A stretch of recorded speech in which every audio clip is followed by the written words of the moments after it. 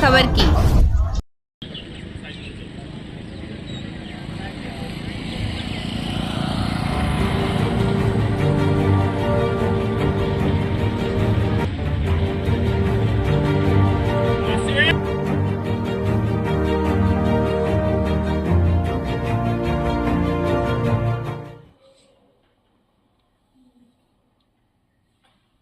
तो ये अभी जो मुख्तार अंसारी ने एप्लीकेशन दिया कि हमारी जान को खतरा है, तो ये किस तरह से क्या कुछ राजनीति? अब देखिए, आज तो अभी हमारे रास्ते में सोशल मीडिया पे एक खबर चल रही है कि बांदा जेल के जेलर और 2 डिप्टी जेलर सस्पेंड कर दिए गए। अब आप समझ सकते हैं, मुख्तार अंसारी की तरफ से न्यायालय में उनके वकील ने आवेदन किया कि जेल में उनको कोई ऐसा विषाक्त खाना दिया गया जिसमें जहरीला पदार्थ मिलाया गया था।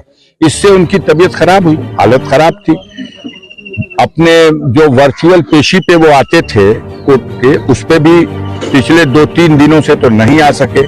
उनके जगह पे जब जेलर खड़ा हो रहा है तो वो कहता है कि नहीं, वो अस्वस्थ है इसलिए नहीं आ रहे हैं। इस बीच में हम लोग जानते हैं कि काफी दिनों से उनके हत्या करने का साजिश रची जा रही है और उनके बेटे मुख्तार अंसारी की ओर से, उमर अंसारी की ओर से माननीय सर्वोच्च न्यायालय में ये याचिका दायर की गई है कि उनके सारे मामले और उनको उत्तर प्रदेश के बाहर कहीं दूसरी स्टेट में शिफ्ट करके वहां ट्रायल करा लिया जाए और वहां उन्हें रखा जाए जुडिशियल कस्टडी में। अब उत्तर प्रदेश सरकार को नोटिस जारी हो चुकी है, उसमें कोई डेट भी फिक्स है, उसकी सुनवाई अभी चल रही है।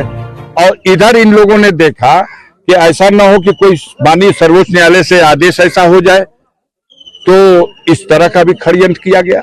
हमारा मानना है कि मौत का एक दिन निश्चित है, लेकिन शैतान कोशिश तो कर सकता है और तमाम तरह की उनको मिटाने की, उनकी हत्या करने की कोशिशें हो रही हैं। उसके पीछे एक बड़ी वजह, जो सबसे जरूरी वजह है, वो ये है कि ब्रजेश सिंह जो हैं, उनके खिलाफ 15 जुलाई 2001 में जब मुख्तार अंसारी पर उसरी में आक्रमण हुआ था तो उनके खिलाफ नामजद अभियुक्त बना करके त्रिभुवन सिंह, ब्रजेश सिंह पर मुकदमा दर्ज हुआ था।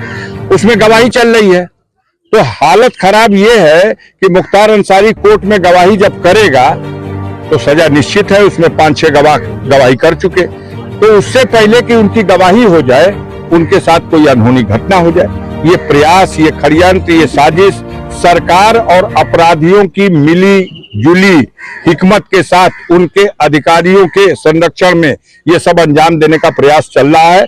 हम लोग कानून के रास्ते से इसमें जो उनकी सुरक्षा के लिए हो सकता है वो कर रहे हैं। ऐसे में क्या आप लोगों का विभागीय से सब संपर्क हो पाएगा? नहीं, मैंने फोन किया था। वो जो एक सुविधा होती है परिजनों को, जो हफ्ते में 5 दिन कोई जेल में है तो वो अपने परिजन से फोन से बात कर सकता है, लेकिन इसमें उससे नहीं बात कर सकता, वो ही फोन करेगा तो बात होगी। तो उनका फोन तो आ नहीं पाया 4-5 दिन से।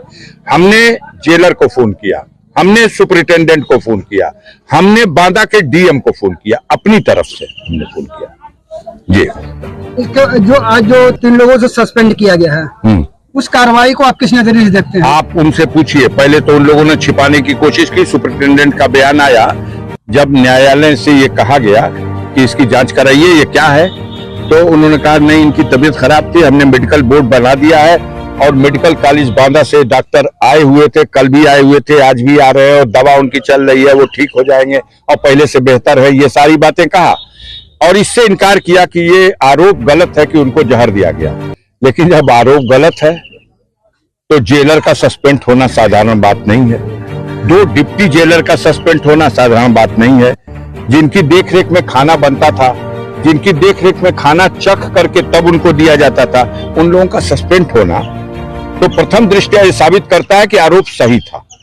अब माननीय सर्वोच्च न्यायालय में ये बात जा रही है, देखिए वहां से कुछ होगा। सांसद जी, बड़ा सवाल ये उठता है कि जब जेल के अंदर जेल मैनुअल के अनुसार हर चीज चेक हो जाती है, तो जहर जो है कि पहुंचा कैसे वहां पे?